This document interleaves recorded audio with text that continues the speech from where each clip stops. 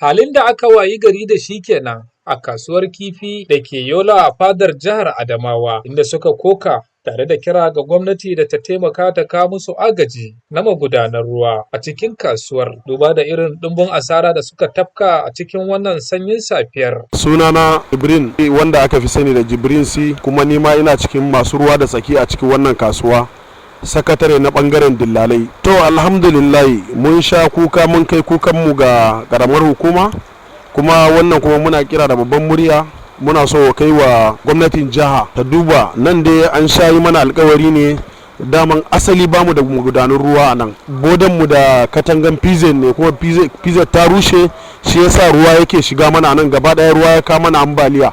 Yanzu ruwan nan ba karamin hasara ya samu ba, sauran sto namu da suke kasa gaba daya ruwan ya riga ya mamaye, ba karamin hasara aka yi ba. Yi kokari mun sa kasa ya kai mota 40 da wani abu a nan, mun sa a main interest ma mun sa kusan mota 5, amma mun yi bakin kokarin mu. Amma kafin mun ce wannan mun yi shi first aid ne, kafin gwamnati ta zo ta yi mana wannan alkawarin da ta dauka mana, kuma har yanzu shiru, kuma gashi ga abin da ya faru da mu a yau. Kana magana da Alhaji Gana, state secretary na kasuwan kifi na jihar Adamawa su gaba daya. Wai abin da muka faruwa, mun tashi da ruwa da safe, ni karfe 5:40 na shigo kasuwan nan. Kagan da ruwa ya shigo mana kasuwa gaba daya, ruwa ya ci mana kasuwa gaba daya, babu drainage, babu hanyar ruwa.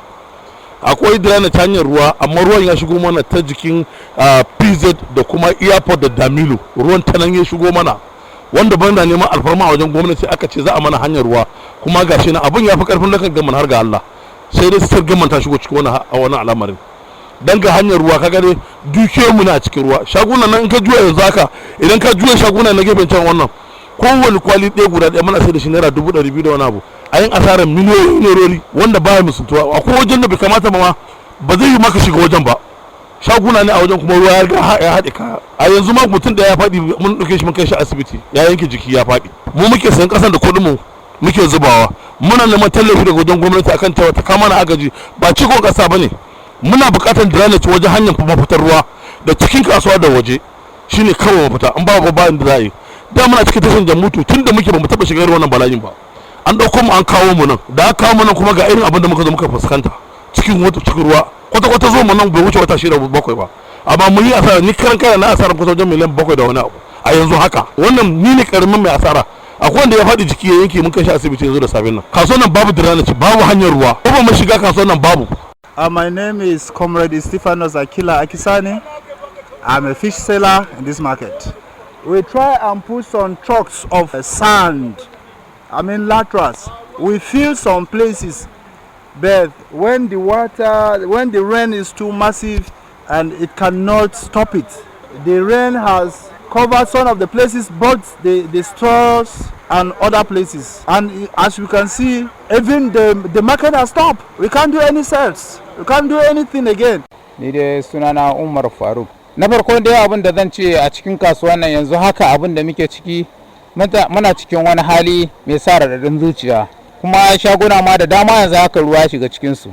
Rashin hanya ne, sannan kuma muna buƙatar gwamnati mai adalci ta mana ƙoƙari, ta mana hanyoyin ruwa zuwa kwalbeti haka, wanda za mu samu a duk lokacin da aka ce an yi ruwan sama kamar irin haka, mu samu da ya ce ruwan nan ya samu hanyar da zai tafi ba tare da ya illatar da kowa ba. Sunana Shehu Tanko. Yanzu abin da yake faruwa, ambaliyar ruwa muka samu, ga nan kayan mu duk sun jike sun noce. Akwai kifi, akwai garin kifi, akwai lugulugu abincin kaji. Ina neman agaji ga hukuma ta zo ta yi mana taimako, ta yi mana ciko, a hudda mana hanyoyin ruwa wanda zai daina cinye mana dukiya.